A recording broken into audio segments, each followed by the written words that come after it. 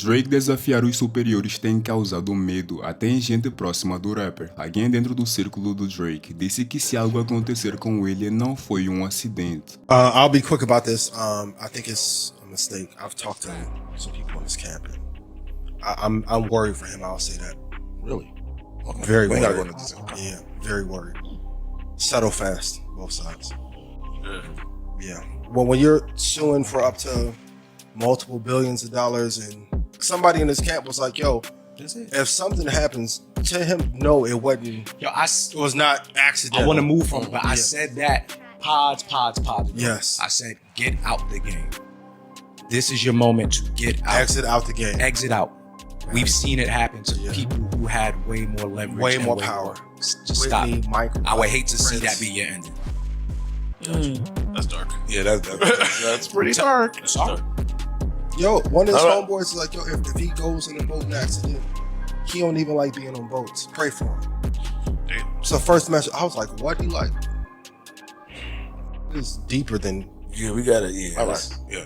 Para além disso, também tem gente como DJ Academics que prevê que Drake vai sofrer uma chuva de processos alegando coisas sobre o rapper. Bem, isso foi algo que a gente viu acontecer com P. Diddy, curiosamente depois dele fazer a mesma coisa que Drake fez, que foi desafiar os superiores. Aí galera, eu sou o Denzel, deixa o like, eu prometo que o teu dedo não vai cair, por isso se inscreva no canal e se você curte os meus vídeos ativa o sininho das notificações para meus vídeos serem mais recomendados. E sem mais delongas, agora para entender a similaridade nas duas situações e como Drake pode acabar como P. Diddy, vamos recapitular um pouco o caso do Diddy. Diddy sofre, para além de um caso federal de tráfico sexual, também muitos processos judiciais, na maioria deles alegando agressão sexual e outros crimes bizarros. Esses processos começaram depois da ex do Diddy, Cassie, resolver um processo com Diddy onde ela acusava Diddy de agressão sexual, abuso físico e outros crimes bizarros. O processo foi resolvido no tribunal em menos de 48 horas com Diddy pagando ela um valor não revelado. Desde então mais processos vieram. No entanto, tem gente que acredita que a queda do Diddy pode estar relacionada a ele ter processado a empresa Diageo. Isso foi antes do processo da Cassie.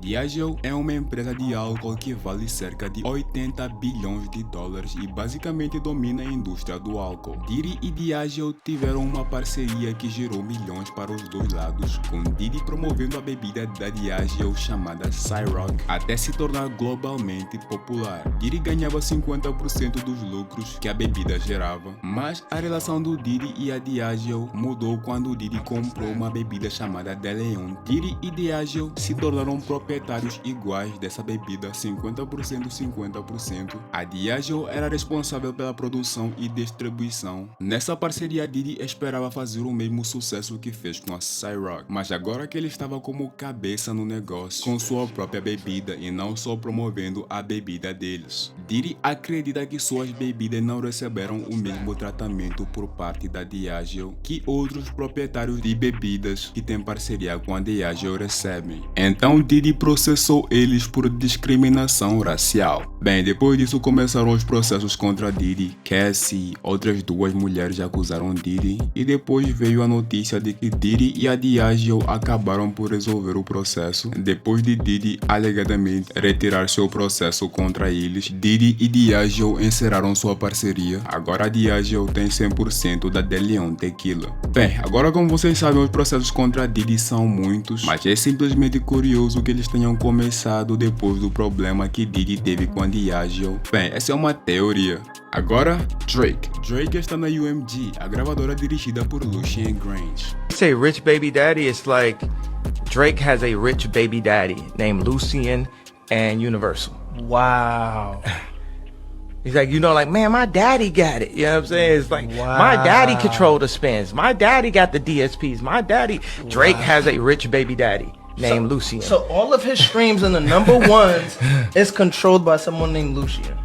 Well, Lucien worked for people who control the banks in Africa. This is Sir Lucian Grange. He's the CEO and chairman of Universal Music Group and the most powerful man in entertainment. Grange grew up in North London and dropped out of school by 18 and started working as a runner at a talent scout company. He then started hitting up every label executive until the chairman of CBS Records gave him a chance on the A&R team. Over the next 2 decades, Lucian climbed the ranks until 2005, where he became the chairman of Universal's UK division. And by 2011, he was the chairman and CEO of all of Universal Music Group. And since taking over Universal, he's more than quadrupled the value of the company. It's worth about $55 billion right now. And they also own all the biggest artists. In fact, 70% of the songs on Billboard are owned by UMG. Lucian is considered the most powerful man in entertainment and was named the executive of the decade in 2020. Recentemente, Drake começou petições contra a UMG, alegando que eles conspiraram para fazer Not Like Us virar um hit. Drake alega difamação. Ele diz que a gravadora permitiu que essa música, que supostamente e falsamente acusa ele de ser pedófilo, fosse lançada. Antes, seu último contrato com a UMG era de $400 milhões.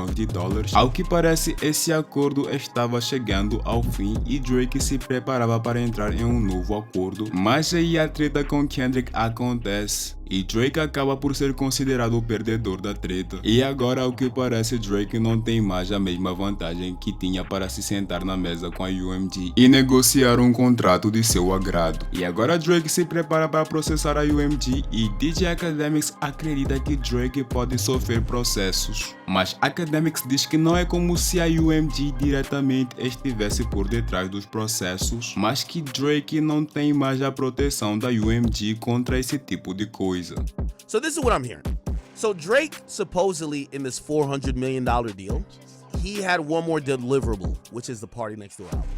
Now, prior to the beef in May, there was gonna be a last project that would then catapult Drake into his next deal. It's like basketball. These guys are like restricted free agents, right? You don't let them become a free agent before you negotiate and lock them into another deal. What happens is when you're at your last project, y'all start talking. It's like contract year. Think about NBA. All right, you playing basketball. Sometimes they be like, yo, I'm too injured to play. When it's contract year, you suck up that injury, you got to play because you want that bigger contract next. Here's the interesting thing. Before Drake could drop that and then potentially be a free agent, he's been negotiating. He's been thinking, I'm going to go get a bigger payday, maybe $600 million. The beef happens, and from what I've been, told, the conversations have severely not gone in Drake's favor. Think about how arrogant you have to be in the middle of a negotiation that you are hoping to get over $500 million. And in the middle of the negotiation, you say to yourself, yo, let me go get in a rap battle. The point is that in a rap battle, anything could happen. If you've done the work, which everybody agreed he did the work to earn whatever he was supposed trying to get, why would you then, after winning at the casino on your way out, after you cash the money in, say, put everything on red? Let's throw around numbers. If Drake asked for reportedly $600 million, I guarantee if he had smoked Kendrick, he would have said, I need 800 now.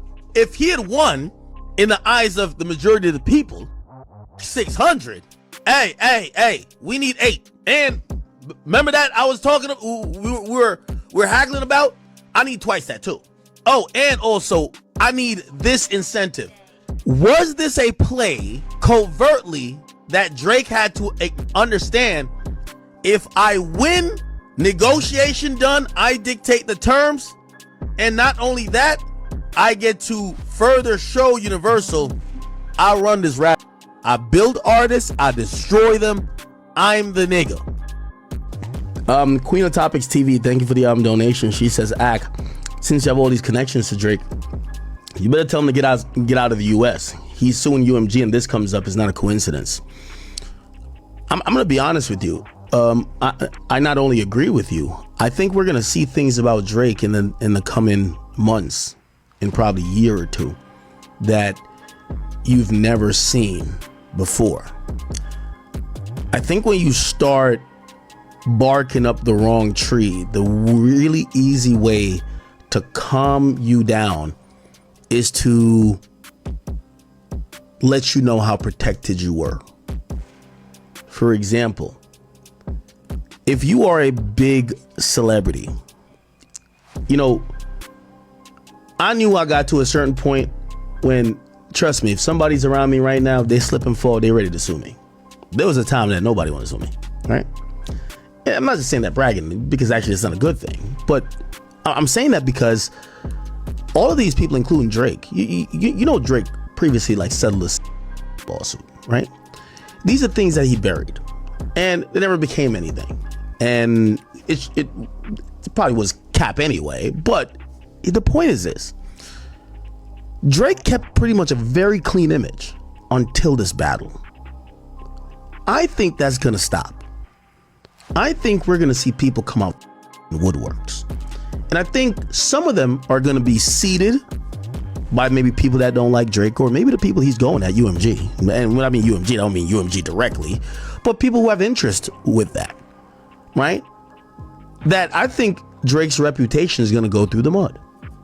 And the point is this: when you get to the point where they're now evaluating his relationships with women, it's very much a possibility. Like, I don't want to speak nothing into existence, but I do believe we're going to see some pop out about Drake. You know why? Because sometimes the atmosphere breeds what you're gonna see. The atmosphere right now for Drake breeds believability. If you're a woman who Drake ran through, which he ran through a lot of them, he ran through a lot of niggas' wives, baby mamas, sisters, cousins, all of that stuff.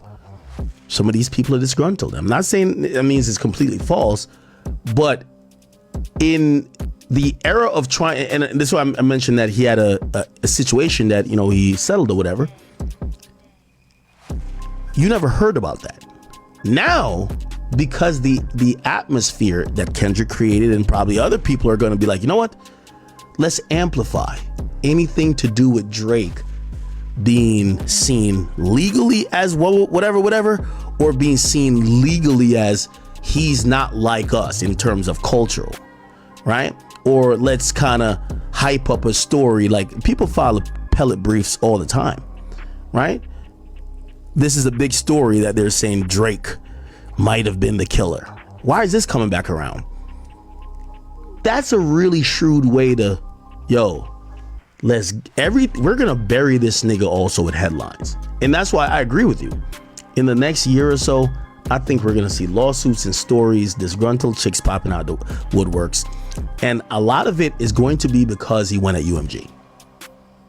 Not UMG directly doing it to him. But when you do buck at the system, you do realize that the system have protected you. I think that's one of the only, I don't know if it's a misstep yet because it's pretty early with what Drake is doing.